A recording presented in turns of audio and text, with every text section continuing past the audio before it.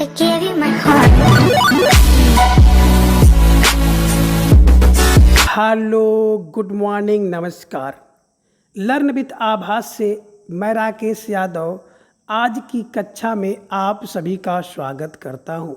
बच्चों, आज हम समुच्चरित भिन्नार्थक शब्द भाग 4 के अंतर्गत कुछ महत्वपूर्ण शब्दों के बारे में चर्चा करेंगे।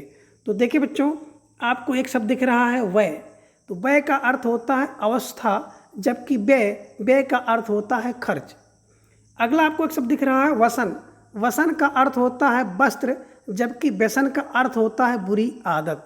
आगे है वर्ण। वर्ण का अर्थ है व्रण। व्रण माने होता है घाव, जबकि वर्ण का अर्थ होता है रंग। अगला शब्द है बमन। बमन माने होता है उल्टी, जबकि बामन माने होता है बौना। सची। सची कौन है? इंद्र की पत्नी। और शुचि। शुचि माने होता है पवित्र और स्वच्छ। सलभ। सलभ माने होता है पतंगा। और दूसरा शब्द है सुलभ। सुलभ माने होता है जिसे आसानी से प्राप्त किया जा सके, उसे कहते हैं सुलभ या आसान। सकल। सकल माने होता है समस्त। और दूसरा सकल है, सकल माने होता है शकल। तो सकल जिसमें क्या है? दंत है।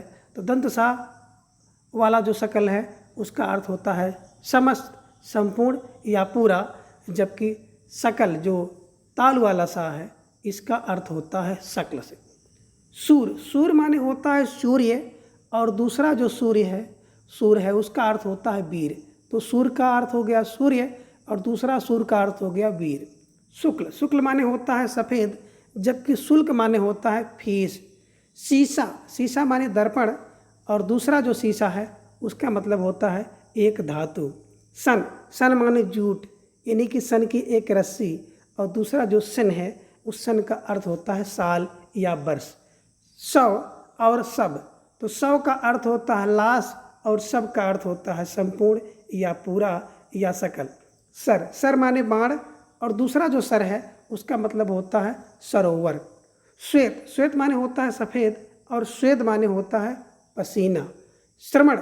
श्रवण का मतलब होता है बौद्ध भिक्षु। और श्रवण का अर्थ होता है सुनना। आगे एक शब्द आपको दिखाई दे रहा है शिवा और शिवा। शिवा का अर्थ होता है अतिरिक्त और दूसरा शिवा का अर्थ होता है पार्वती या गीदड़ी। सुधि। सुधि माने याद करना और शुद्ध माने होता है चेतना। सत्य। सत्य माने होता है सत्य और सप्त माने होता है सात। आगे देखें, आपको एक शब्द दिख रहा है स्वर्ण और सवर्ण। तो सवर्ण माने होता है ऊंची जाति का, जबकि स्वर्ण माने होता है सोना। स्वजन। स्वजन माने होता है बंधु और दूसरा जो स्वजन है उसका अर्थ होता है कुत्ता। सर्वदा। सर्वदा माने होता है सदैव और सर्वथा माने होता है पूर्णतः। दो शब्द आपको मिल रहे हैं। सर्वदा। सर्वदा माने होता है सदैव और सर्वथा माने होता है पूर्णतः।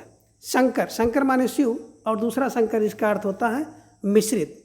सुत। सुत माने पुत्र और सूत माने धागा। सबल। सबल माने होता है बलशाली और दूसरा जो सबल है इसका अर्थ होता है चित्त कबरा। स्रोत। स्रोत माने होता उत्स, उद्गम। और स्त्रोत माने होता है स्तुत का एक मंत्र जिसे कहते हैं स्तोत्र। सांप। सांप का अर्थ होता है सर्प से और दूसरा साप है, साप का अर्थ होता है अभिशाप। साला। साला माने होता स्थान और दूसरा साला का अर्थ होता है पत्नी का भाई। स्वर्ग। स्वर्ग माने होता है देवलोक और सर्ग माने होता है अध्याय। हरण। हरण माने होता है चुराना, जबकि हिरण माने होता है मृग। हस्त। हस्त माने होता है हाथ और दूसरा हस्ती। हस्ती माने होता है हाथी। हरि। हरि माने विष्णु और हरि माने हरे रंग की। हाला। हाला माने होता है श्राव और हाल माने होता है दशा। और हंस और हंस। तो हंस का अर्थ होता है एक पक्षी और हंस का अर्थ होता है हंसना। हिम। हिम माने होता है बर्फ और हेम का अर्थ होता है स्वर्ण। और अगला एक शब्द आपको मिलता है समिति और सम्मति। समित का अर्थ होता है सभा और सम्मत का अर्थ होता है राय। और अगला और अंतिम शब्द आपको दिखाई दे रहा है सम। सामान्य होता है शांति और दूसरा सामान्य होता है बराबर। तो बच्चों आज की क्लास में इसी के साथ जो है हम लोगों ने समुच्चरित भिन्नार्थक शब्द या समश्रुत भिन्नार्थक शब्द या आप कह सकते हैं समरूप भिन्नार्थक शब्द के बारे में सारी की सारी जानकारी हम लोग प्राप्त कर चुके हैं। तो आज की क्लास में बस इतना, शेष हम लोग फिर किसी दूसरी क्लास में चर्चा करेंगे। Thanks for